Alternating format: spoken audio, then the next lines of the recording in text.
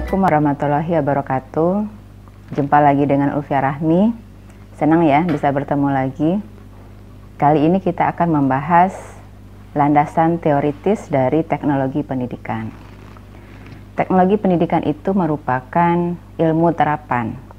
Jadi ada teori-teori yang mendukung untuk penerapan dari teknologi pendidikan. Ada beberapa teori yang akan kita bahas, yaitu teori belajar dan pembelajaran, teori komunikasi dan informasi, dan yang terakhir nanti teori ekonomi dan manajemen.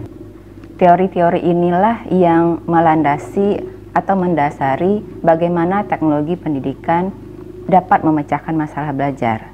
Sesuai dengan pemahaman kita bahwa teknologi pendidikan falsafahnya yaitu menyelesaikan masalah belajar. Untuk menyelesaikan masalah-masalah belajar inilah perlu dilandasi oleh teori-teori yang kuat agar secara ilmiah ataupun secara empiris nantinya bisa dipertanggungjawabkan. Oke, yang pertama kita bahas teori belajar dan pembelajaran. Teori belajar ini menyangkut kepada bagaimana individu belajar. Kenapa teori ini menjadi landasan dalam teknologi pendidikan? Karena tadinya objek kita untuk memecahkan masalah belajar, kita perlu tahu bagaimana individu tersebut belajar. Schnellbeker mengatakan bahwa teori belajar ini adalah teknologi pembelajaran yang dikaji secara teoritis. Sedangkan teknologi pembelajaran dalam penerapannya disebut dengan teknologi pendidikan.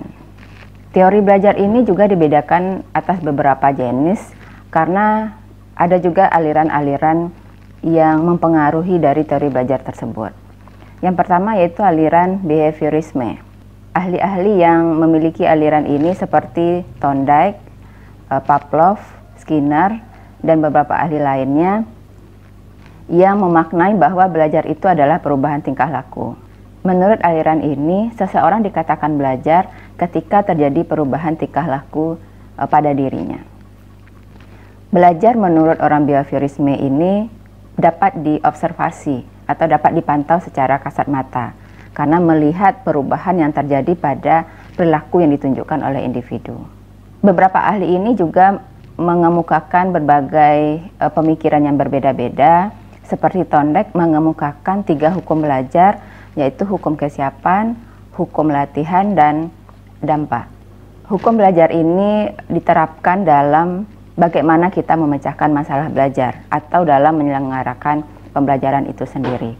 Misalnya hukum kesiapan dari Thorndike ini, kita perlu mengkaji bagaimana kesiapan peserta didik kita untuk mengikuti pembelajaran. Kemudian terkait dengan hukum latihan, latihan-latihan seperti apa yang dapat mengubah perilaku mereka. Dan yang ketiga hukum efek, ketika mereka menunjukkan tingkah laku yang berbeda sesuai dengan yang diharapkan, itu diberikan penghargaan. Jadi hal-hal seperti itulah yang menjadi landasan dalam kita menyelesaikan masalah belajar. Ahli yang kedua yaitu Skinner. Skinner ini mengemukakan pemikiran mengenai teori operant conditioning. Operant conditioning ini dia terapkan kepada merpati dalam penelitiannya, yang dari penelitian itu disimpulkan bahwa untuk mengharapkan perilaku yang diinginkan dari individu tertentu, pada saat dia menunjukkan arah perilaku ke sana, itu diberikan penguatan. Contohnya seperti ini. Ketika peserta didik kita berhasil menyelesaikan pekerjaan tertentu, berikan dia penguatan. Penguatan yang kita berikan bisa seperti, ya bagus, oke, pekerjaanmu bagus sekali, dan semacamnya. Ketika peserta didik mendapati respon seperti itu, dia akan mengulangi tindakan yang sama karena dia senang mendapatkan penguatan. Ahli yang kedua tadi itu Pavlov. Pavlov ini terkenal dengan teori classical conditioning. Ini bermakna bahwa tingkah laku yang diharapkan itu dapat dibentuk dalam kondisi yang dimanipulasi. Dia melakukan penelitian terhadap anjing yang diberikan makanan.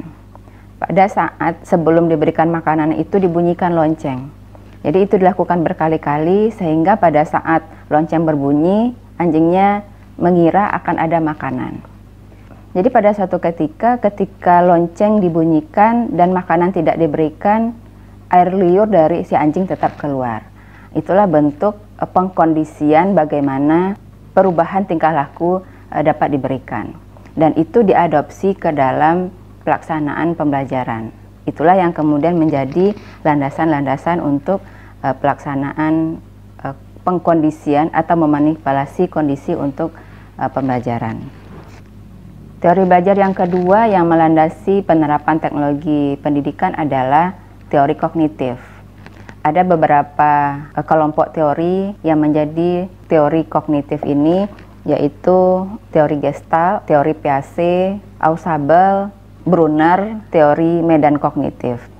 Berbeda dengan apa yang dipahami atau yang diyakini oleh behaviorisme, bahwa belajar itu adalah perubahan tingkah laku, tetapi aliran kognitif ini beranggapan bahwa belajar itu merupakan pemahaman. Pemahaman itu terjadinya di dalam kognisi atau di dalam otak individu. Artinya dengan seperti itu, pembelajaran tidak bisa diobservasi. Pembelajaran hanya bisa dilihat keefektifannya ketika memang terbukti mereka meningkat pemahamannya. Bagaimana kita mengetahui mereka meningkat pemahamannya? Dengan melakukan tes atau pengujian terhadap individu, apakah pemahamannya meningkat dari yang sebelumnya. Kita urai satu-satu teori Gestalt. Teori Gestalt ini pada dasarnya menyarankan dalam menyelenggarakan pembelajaran itu menyajikan suatu pembahasan secara menyeluruh. Kata Gestalt ini sebaiknya menyajikan keseluruhan dulu baru bagian per bagian. Misalnya ketika individu mempelajari suatu sistem pencernaan, dilihatkan dulu bagaimana sistem pencernaan dari awal sampai akhir. Kemudian baru dibahas bagian per bagian, mulai dari mulut, kerongkongan, sampai dengan komponen yang terakhir. Itu akan lebih baik menurut Gestalt karena mereka lebih bisa melihat secara komprehensif dari sistem tersebut. Pada saat kita membahas bagian-bagian tertentu saja, sulit bagi mereka untuk mengasosiasi atau menggabungkan bagaimana urutan dari setiap komponennya. Kemudian ada teori Piaget. Teori Piaget ini lebih membantu pelaksanaan pembelajaran itu karena dia menyarankan bahwa aktivitas dan tugas-tugas pembelajaran itu perlu didasari oleh perkembangan individu tertentu. Teori Piaget ini juga dikenal dengan teori perkembangan. Dia mengelompokkan perkembangan manusia itu menjadi 4 tahap. Tahap pertama, sensori motorik, itu umur 0 sampai 2 tahun. Kemudian tahap pre-operasional 2 sampai 6 tahun. Ketiga, tahap operasional konkret 6 sampai 12 tahun. Yang keempat, tahap operasi formal yang bersifat internal umur 12 sampai 18 tahun. Berdasarkan tahapan perkembangan ini, setiap tahapan memiliki tugas belajarnya. Tugas belajar inilah yang menjadi dasar bagi kita untuk memilih pembelajaran seperti apa atau akan menyelesaikan pembelajaran dengan tugas perkembangan sesuai tahapan tersebut. Jangan memberikan tugas-tugas yang di luar tahapan perkembangan karena itu menurut teori ini tidak efektif. Kemudian ada teori Ausubel. Teori Ausubel ini terkenal dengan teori belajar bermakna. Karena tadi aliran ini adalah aliran yang memaknai bahwa belajar itu adalah pemahaman, jadi pemahaman itu dapat ditingkatkan dengan proses belajar bermakna. Bagaimana kita melakukan pembelajaran yang bermakna, bagaimana kita mengkaitkan pembelajaran di kelas dengan yang terjadi dalam kehidupan sehari-hari, agar mereka bisa mengambil makna dari apa yang sedang dipelajari.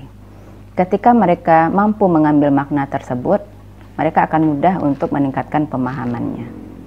Kemudian ada teori humanisme. Teori humanisme ini lebih kepada bagaimana meningkatkan harkat dan martabat manusia. Dan itu juga menjadi landasan dalam teknologi pendidikan. Selanjutnya teori konstruktivis. Teori konstruktivis ini intinya adalah bagaimana individu dibelajarkan untuk mengkonstruksi pengetahuan, bagaimana dia membangun pengetahuan baru dari pengetahuan yang sudah ada sebelumnya. Itu yang menjadi pertimbangan bagaimana sebaiknya kita melakukan pembelajaran. Karena kata orang konstruktivis, setiap orang ini sudah memiliki pengetahuan awal dan pengalaman sebelumnya yang bisa dikoordinir lagi untuk membentuk pengetahuan dan pengalaman yang baru. Jadi ketika mereka mampu mengkonstruk pengetahuan dan pengalaman baru, menurut orang konstruktivis, belajar sudah terjadi pada individunya. Selanjutnya ada teori pembelajaran. Teori belajar itu bagaimana individunya belajar, sedangkan teori pembelajaran bagaimana kita menciptakan interaksi. Perbedaannya, belajar terjadi dalam diri individu atau terjadi pada diri seseorang, sedangkan pembelajaran itu interaksi antara si pendidik dengan peserta didiknya. Jadi teori-teori pembelajaran adalah teori yang mengatur, yang merekomendasikan bagaimana interaksi-interaksi itu terjadi. Setiap teori belajar ini, pengelompokan teori belajar yang kita bahas itu mempengaruhi bagaimana teori pembelajaran diterapkan. Penerapan teori belajar untuk pembelajaran dari behaviorisme akan berbeda dengan penerapan teori belajar kognitif dalam pembelajaran, karena mereka memiliki aliran yang berbeda. Selanjutnya, teori yang melandasi teknologi pendidikan adalah teori komunikasi dan informasi. Karena pada dasarnya pembelajaran itu adalah menyampaikan pesan, jadi komunikasi menjadi teori pendukung dalam penerapan teknologi pendidikan. Bagaimana pesan pembelajaran itu dikirimkan dari pengirim pesan melalui proses, dibantu oleh media, dan diterima oleh penerima pesan. Sedangkan informasinya menjadi landasan dalam penerapan teknologi pendidikan, bagaimana informasi ini bisa diolah menjadi pengetahuan oleh peserta didik.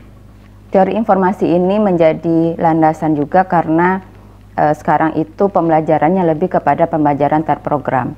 Bagaimana informasi itu diproses, berlandaskan kepada teori pemprosesan informasi. Bagaimana informasi dikelola, diterima, dan bisa dimiliki oleh peserta didik kita. Teori yang ketiga adalah teori ekonomi dan manajemen.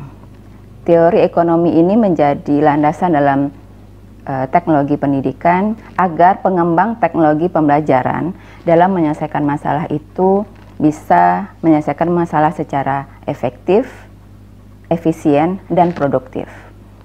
Jadi landasan ekonomi ini tujuannya adalah bagaimana kita bisa memecahkan masalah itu secara efisien dengan mempertimbangkan cara yang tepat dengan dana yang minimal. Kemudian meningkatkan efektivitas, yaitu bagaimana tujuan bisa dicapai dengan cara yang kita lakukan. Dan yang ketiga, produktif. Karena ada masalah-masalah belajar yang kita pecahkan, kita akan memberikan solusi. Bagaimana solusi itu produktif, artinya menemukan inovasi-inovasi baru sehingga dimunculkan ide-ide baru dalam pemecahan masalah dalam teknologi pendidikan. Dan yang terakhir, teori manajemen, bagaimana kita semua memanage sumber daya pembelajaran untuk menyelesaikan masalah belajar.